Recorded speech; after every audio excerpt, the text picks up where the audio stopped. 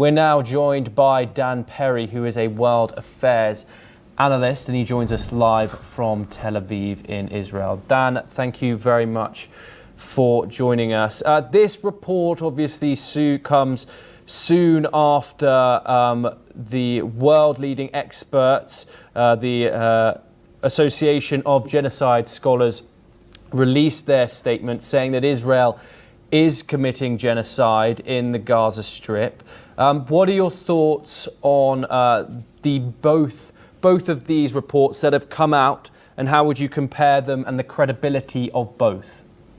Boy, that is very complex. To begin with, a discussion about genocide is a little unbecoming to all sides, because if you deny genocide, it looks like you're also denying there is great suffering in the Gaza Strip, which I think is indisputable, and yet that's how it's taken. On the other hand, people who claim it's genocide, I don't believe are sticking to the actual legal definition of genocide. My guess is they don't know it, and there is a definition by the United Nations itself from the 1947 Genocide Convention. And that definition requires genocide to be the intent to destroy a group of people in whole or in part.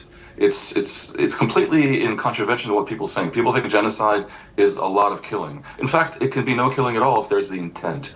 And there can be a huge amount of killing without the intent to destroy people. That is at the basis of the argument, and I know it sounds like a quibble, but it's a little bit important to people who are being accused of genocide.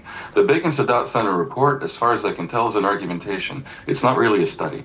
They're saying that the details coming out of Gaza are unverifiable. That's true. It's partly true because Israel does not allow foreign correspondents in.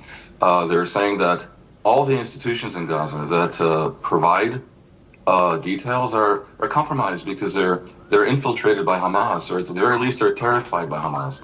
The Hamas health ministry, the Gaza health ministry, is run by Hamas. If you think Hamas is incapable of lying to journalists or to the UN, that would be very, very naive indeed. They are diabolical terrorists, and they are carrying out a war of narratives. So it is a tremendous mess. The basic argument from the side of defenders of Israel, or at least sticklers to the definition of genocide, is that Israel says all along, and it's credibly it says, that if Hamas returned its hostages and surrendered and disarmed and handed over control of the Gaza Strip, the war would stop. And I believe the war really would stop. You can argue about whether those conditions are realistic, whether they're desirable. I think they certainly are. For the Gazan people, more than anyone desires that Hamas should let them be. But if it's true that the war ends, if Hamas gives up, then there is no genocide. Because if Israel intended to destroy the Palestinians, then, well, I mean, it would be impossible to stop it without a defeat of Israel. As for the group of so-called scholars, I fear that has fused together tragedy and farce, because that group has been revealed to be largely a fiction, which anyone can join. I was on an Israeli channel yesterday where a producer joined it within minutes by paying $30. Only a quarter of the people in the group voted. 3/4 refused to vote. There was no debate in it. And basically, it's an affirmation by people, most of whom are not scholars. So that's a fiction. And as for the Bacon Sadat Center, it's not really a study. You are left with the argument that I presented before about whether or not it's genocide. What is indisputable is there is tremendous suffering in Gaza. And one of the problems is that the people in Gaza cannot leave the territory the way Ukrainians could flee. Leave it to return when the war is over, because Israel won't let them in, and Egypt won't let them in. How credible, Dan, do those inside Israel find reports like this about Hamas looting aid to be credible and true? Obviously, disinformation is extremely vast has been during this conflict. Obviously, that doesn't help the fact that Israel does not let international journalists into the Gaza Strip. How does one go about navigating this war for the correct information, Dan? It's extremely difficult. You have to simply be a little bit intelligent about understanding what is the likelihood that a thing is happening, what is the likelihood that your source is it allowed media to go in freely, they'd be killed many of them, because the area is unbelievably dangerous, then Israel itself would be blamed. That's not really a good argument after 2 years almost.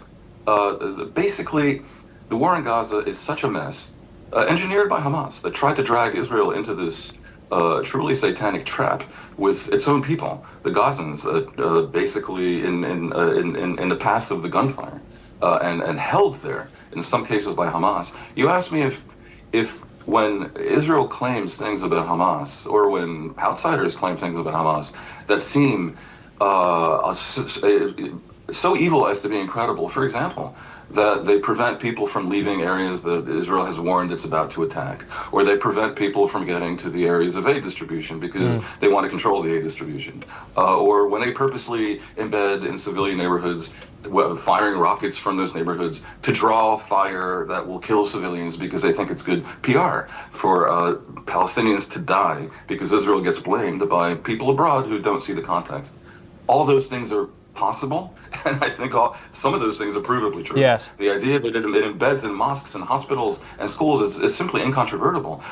Whether right now Hamas is looting the aid, I cannot prove, but there have been videos that showed it, and knowing what I know of Hamas, it's extremely, overwhelmingly likely. Dan Perry, thank you very much for your time and for joining us here and for your insight on NewsX World. It's a pleasure having you.